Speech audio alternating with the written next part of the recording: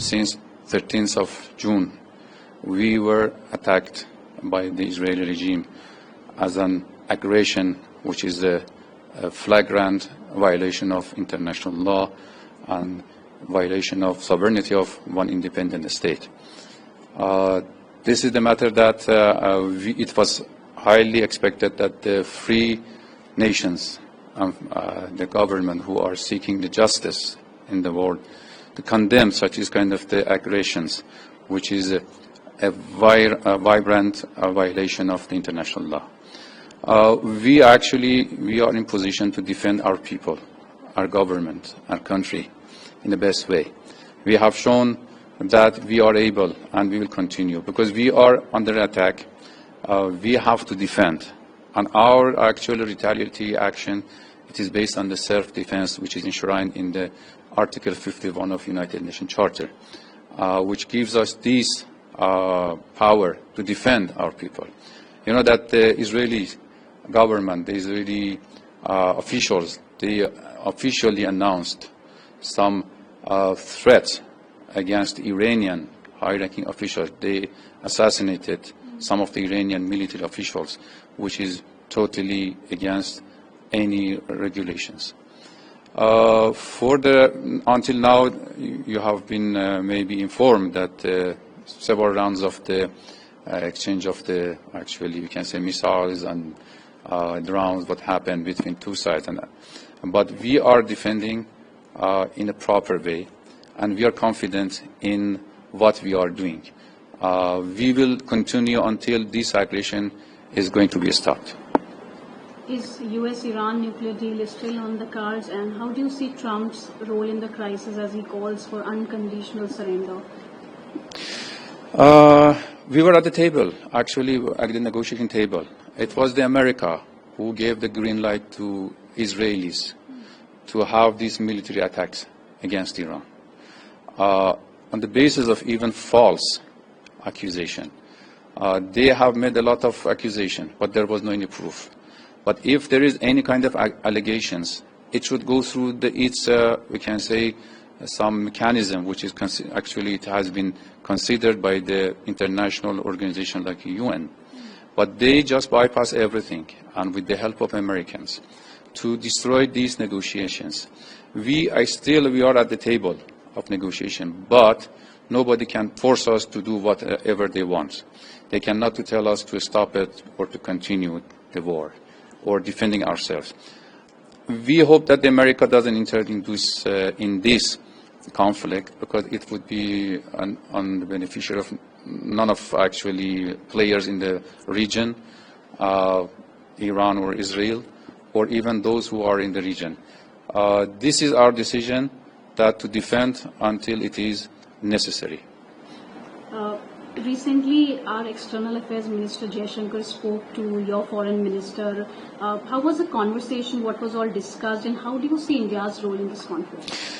Yes, after starting these military attacks, they had a conversation, and Iran actually expected, and still from the other countries, the friendly countries like India, to condemn these aggressions apart from the Iran and Israel conflict, because the aggression by itself, it is violation of the international law.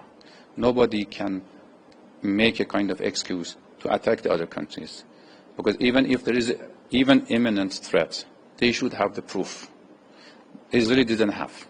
You know that based on these issues, even the IEA director, Mr. Gerussi, he had the interview last night with the CNN. He mentioned we didn't have any proof for diversion or any kind of thing shows Iran is going for the nuclear weapons or whatever it is they are claiming.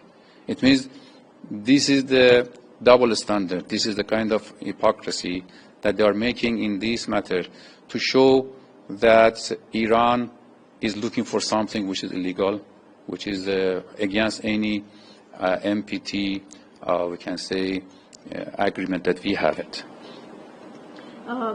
We also have concerns regarding the Indian students who are studying in Tehran, and we have seen that, what is the latest update on evacuation of Indian students from Tehran? How is Iran coordinating with India?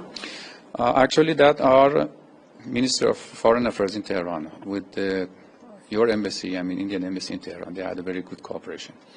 As far as we know, that the Iranians had provided the ground, the safest ground for the Indian students to be evacuated safely through some borders of another country, I mean the third country, that they can come back to India. Here I think it is necessary to mention that these kind of the actions or military aggressions of Israeli, which targeting the hospitals, kindergartens, and the others, also it affected the Indian students. They were also targeted by the Israelis, just on the excuse of there is some suspicious activity regarding nuclear issues. You know that even they don't care about the lives of the people. But for us, it is important, the life of our people who are living inside the Iranian border. We do our best to protect the lives of the people. But from the other hand, it is also expected those countries who actually play a big role in the international community, they put pressure on Israeli by condemning these kind of actions and to stop him from continuing this kind of the vicious actions against civilians, especially ladies and babies in the country. How are you coordinating with the Indians when it comes to evacuation? I think a lot of Indian students are coming through Armenia since the airspace is closed. You know that because the air, as you mentioned rightly, the airspace is closed due to security issues. The only it is what we can say by the car or the routes. We provide the safety for the transportation of this people. Some of the students were located from Tehran to another city, which is safe. Yes, Qom, yes, exactly. To be away from the actually affected area, especially because Tehran is under the, we can say, these kind of the military aggressions. And is Iran talking to other countries as far as mediation is concerned? No, we didn't talk about mediation. We asked the international community, including India, to stop these aggressions, because this aggression it is not beneficial for anybody. In a series of posts on his Truth Social, Trump had claimed that the United States had full control of Iranian airspace and warned that the country's top leader was within reach. Do you think Israel is looking for a regime change in Iran? Your comments on Trump's post so far? As you mentioned, it is an allegation, and there is no any truth. Will this war have an impact on the Chabahar port as far as connectivity corridors? No. So far, no. I don't think there would be any effect on that one, because that would be, we can say, far from the affected areas, and it will work properly, and we hope that it will continue. What are your expectations from India as far as this conflict is concerned?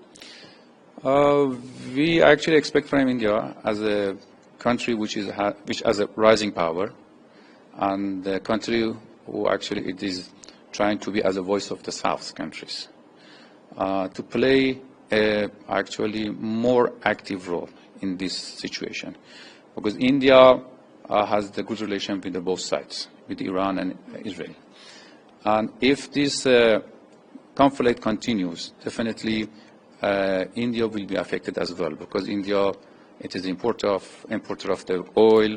They wanted to use the region, access to other countries, and also actually even for the students. And it is good that if India, as a collective actions with the international community, to put more pressure on Israel to accept and stop, because first of all they should condemn and then stop him from doing, because if continues, because if we don't want to go to another level of the escalation, just of this tension, because if it goes to the next level, definitely it will affect many other countries, and we don't want such this happens. But as far as related to Iranian side, we are defending ourselves. Until there is an attack, definitely there would be defense, and this defense is based on the international we can say treaties, international organization like the UN Charter, whatever it is.